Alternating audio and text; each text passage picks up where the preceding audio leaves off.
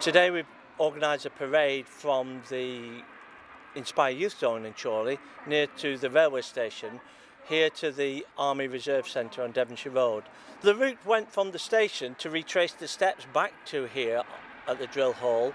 In the parade we were led by the King's Division Band from Wheaton near Blackpool, and in the parade we had Sir Lindsay Hoyle, the MP for Chorley and chairman of the Chorley Pals Memorial Trust, as well as the Mayor, Councillor Margaret Lees, who was granddaughter of a Chorley Pal who sadly died of his wounds after going over the top on the Somme on the 1st July 1916. So it was quite poignant for them.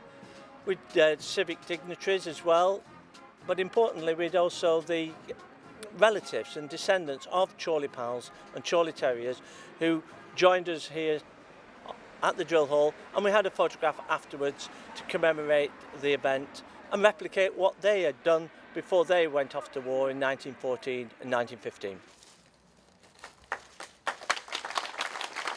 The plaques that we've just unveiled at the drill hall in Chorley commemorate the Chorley Terriers and the Chorley Pals. The Terriers were the first to go to war from Chorley, serving with the army. As the territorial soldiers, they weren't obliged to fight abroad. However, on the 6th of August 1914, they marched off to Preston, where they volunteered to the man. They gave up their right to remain in the country. They went and served in the trenches. They received heavy casualties at the Battle of Festubert in 1915, whilst at that time, back at the drill hall in Chorley, the Chorley Pals had formed. They were utilising the hall, and they left the town on the 23rd of February 1915, and their sort of finest hour, so to speak, was the Battle of the Somme, the 1st of July 1916.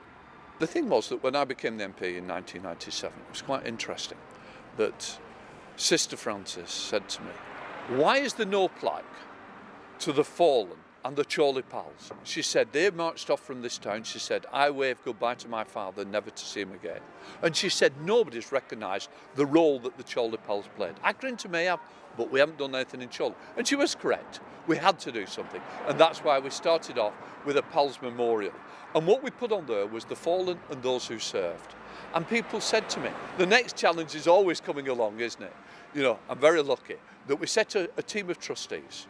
Steve Williams played his role with me and said, "Lindsay, you are hearing that people are concerned. There's no memorial to those who didn't serve in the Pals. Yes, we have a cenotaph, but no names." So that was the next challenge. And we ensured that all the names of the First, Second World War and conflicts since have been recognised, and that their names are there for everyone to see. And it was about then the history being told as we come to the end of the Great War, the 100 years of the Great War, that we can leave a mark for future generations in the way that they serve the country. And they must not be forgotten. They are our heroes. They are Chorley heroes. The districts as well of Chorley. And it's about ensuring they're immortalised in the memory of the people of Chorley. To further commemorate the centenary of the armistice, we've got together the Chorley Pals Memorial Trust. We've decided to put on an armistice concert. We have the popular Leyland Band joining us at Chorley Town Hall. That's on the 11th of November. Tickets for the armistice concert are available at a number of places, either ringing the dedicated phone line that can be found on the Chorley Pals website, or by visiting Malcolm's Music Land on Chapel Street in Chorley. They're also available at the Chorley 100 exhibition at Astley Hall.